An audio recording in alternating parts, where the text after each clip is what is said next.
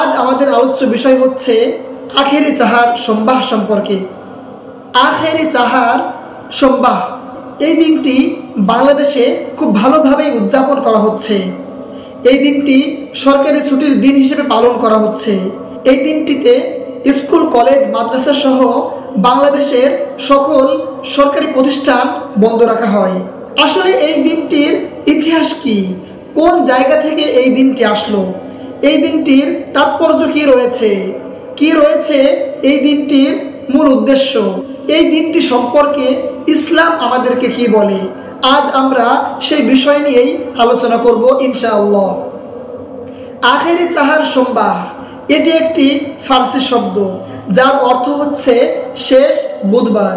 আমরা যেমন বাংলায় বলি শনিবার, রবিবার, সোমবার, মঙ্গলবার, বুধবার, বৃহস্পতিবার এবং শুক্রবার, তেমনিভাবে ফার্সিতে বলা হয় শানবাহ, এক শানবাহ, দো শানবাহ, সে শানবাহ, চাহার শানবাহ, পাঁচ শানবাহ, জুমা। অর্থাৎ আমরা 7 দিনের নাম যেভাবে বলে থাকি, ফার্সিতে তারা ওইভাবে বলে থাকে। আর চাহার সম্বাহ শব্দের অর্থ হচ্ছে বুধবার। আখেরি চাহার সম্বাহ শব্দের অর্থ হচ্ছে শেষ বুধবার। অর্থাৎ এই দিনটি এসেছে বিশ্বনবী সাল্লাল্লাহু আলাইহি ওয়াসাল্লামের জামানা থেকে। আমরা সকলেই জানি যে প্রিয় নবী সাল্লাল্লাহু আলাইহি ওয়াসাল্লাম মৃত্যুর আগে তিনি প্রচণ্ড অসুস্থ হয়ে পড়েন। তো তিনার এই প্রচণ্ড অসুস্থতার মধ্যে তিনি একদিন একটু সুস্থতা অনুভব করেন, আর সেই দিনটিকেই এই আখেরি চাহার সম্বাহ বলা হয়। এখন আমরা জানবো বিশ্বনবী সাল্লাল্লাহু আলাইহি ওয়াসাল্লাম কেন মৃত্যুর আগে এত অসুস্থ হয়ে পড়লেন। এখানে আমরা 2টা কারণ দিতে পারি।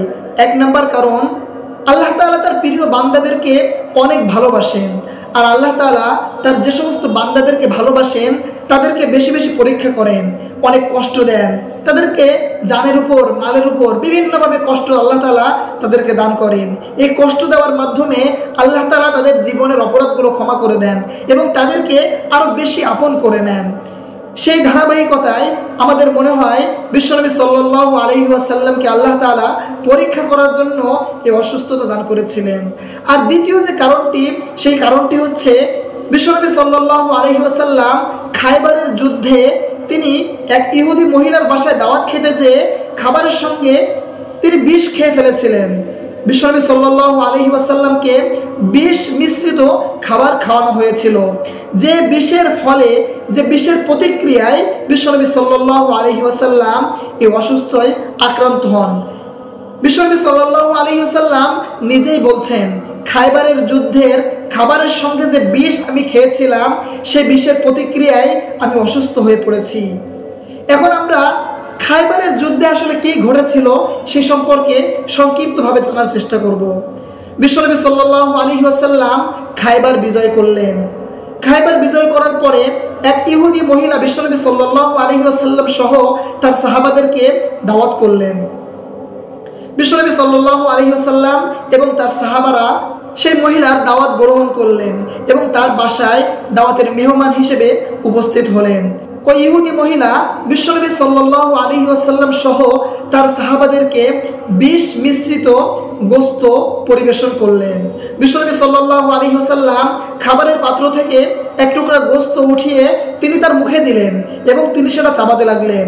এমন সময় আল্লাহ তাআলা তাকে সতর্ক করে দিয়ে বললেন, হে মুহাম্মদ, এই গোশতের মধ্যে বিষ মিশ্রিত আছে, তুমি এটা ফেলে দাও। বিশ্বনবী সাল্লাল্লাহু আলাইহি ওয়াসাল্লাম তার মুখ থেকে গোশতটা ফেলে দিলেন এবং সাহাবাদেরকে বললেন, তোমরা এই খাবার গ্রহণ করো না। বিশ্বনবী সাল্লাল্লাহু আলাইহি ওয়াসাল্লাম গোশত ফেলে দেওয়ার আগে কিছু অংশ তিনি খেয়ে নিয়েছিলেন। এরপরে ওই মহিলাকে ডাকা হলো এবং তাকে জিজ্ঞাসা করা হলো, তুমি কেন এই খাবারের মধ্যে বিষ দিয়েছো? তখন ওই মহিলা বলল, আমি একটা জিনিস পরীক্ষা করার জন্য এই খাবারে বিষ দিয়েছিলাম। আমার পরীক্ষাটা হলো প্রিয় নবী সাল্লাল্লাহু আলাইহি ওয়াসাল্লাম তিনি কি আসলে আল্লাহর নবী কিনা। যদি তিনি আসলে আল্লাহর নবী হন তাহলে এই বিষ তার কোনো ক্ষতি করবে না। আর যদি তিনি আল্লাহর নবী না হয়ে সাধারণ কোনো মানুষ হয়, তিনি যদি ধোঁকাবাজ হয়, তাহলে তিনি অবশ্যই এই বিষের প্রতিক্রিয়ায় তিনি মারা যাবেন।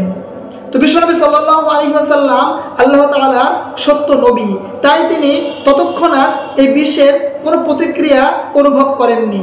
কিন্তু বিশ্বনবী সাল্লাল্লাহু আলাইহি ওয়াসাল্লামের সঙ্গে যে সাহাবারা গিয়েছিলেন তাদের মধ্যে একজন সাহাবা এই গোশত খেয়ে নিয়েছিল, যে কারণে এই বিশেষ প্রতিক্রিয়ায় সেই সাহাবা সেখানে শহীদ হয়ে যায়। যেহেতু সেই সাহাবা এই গোশত খাওয়ার কারণে শহীদ হয়ে গিয়েছে, তাই কিসাসের বিধান অনুযায়ী ওই ইহুদি মহিলাকে মৃত্যুদণ্ড কার্যকর করা হয়।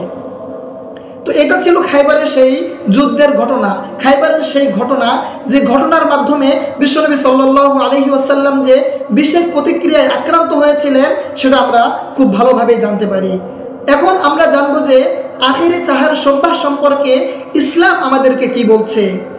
আখেরি চাহার সোমবার এই দিনটি ইসলামের কোনো জায়গায় বিশেষভাবে পালন করার কোনো কথা উল্লেখ করা হয়নি। বিশ্বনবী সাল্লাল্লাহু আলাইহি ওয়াসাল্লামের কোনো হাদিস দ্বারা এর কোনো প্রমাণ পাওয়া যায় না। কুরআনুল কারীমের কোনো আয়াত দ্বারাও এই দিনটি পালন করার কোনো বিধান আমরা পাই না। ঠিক সেইভাবেই সাহাবারা এই দিনটা পালন করেননি, তাবেঈ কেউই এই দিনটা পালন করেননি। এখন আমরা দেখতে পাচ্ছি আমাদের বাংলাদেশ, ভারত, পাকিস্তান এবং আমাদের এই দক্ষিণ এশিয়ার কিছু মুসলিম দেশে এই দিনটি খুব জাঁকজমকভাবে পালন করা হচ্ছে। এই দিনটিতে অনেকে নতুন করে গোসল করছে, অনেকে নামাজ পড়ছে, অনেকে কোরআন তেলাওয়াত করছে, অনেকে বিভিন্নভাবে মোমবাতি জ্বালাচ্ছে, এই দিনটিকে বরকতময় মনে করছে। এই বিভিন্নভাবে মানুষ এই দিনটিকে পালন করছে। যারা এই দিনটিকে ইসলামের কোনো বিধান মনে করে অথবা কোনো নেকির কাজ মনে করে এই দিনটি পালন করবে, তারা আসলে ইসলামের কোনো উপকার করছে না। মূলত তারা একটি বিদআত করছে, তারা ইসলামের নতুন একটি জিনিসের উদ্ভব করছে। এর বিনিময়ে তারা কোনো নেকি পাবে না, বরং তারা ইসলামে নতুন একটি জিনিস উদ্ভব করার কারণে তারা অবশ্যই শাস্তির মুখোমুখি হবে। তো আজ আমরা জানতে পারলাম আখেরি চাহার সোমবার এর ইতিহাস সম্পর্কে। এর সংক্ষিপ্ত ইতিহাস হচ্ছে, বিশ্বনবী সাল্লাল্লাহু আলাইহি ওয়াসাল্লাম অনেকদিন অসুস্থ থাকার পরে হঠাৎ একদিন একটু সুস্থতা অনুভব করেন, আর সেই দিনটিকেই বলা হয় আখেরি চাহার সোমবার। এই দিনে বিশেষ কোনো আমল নেই। এই দিনটি বিশ্বনবী সাল্লাল্লাহু আলাইহি ওয়াসাল্লামের আরোগ্যের একটি দিন ধরা হয় মাত্র, এর সঙ্গে ইসলামের কোনো সম্পর্ক নেই। অতএব আমরা যারা ইসলামের কোনো বিধান হিসেবে এই দিনটিকে গ্রহণ করতে চাচ্ছি, আমরা সতর্ক হয়ে যাই।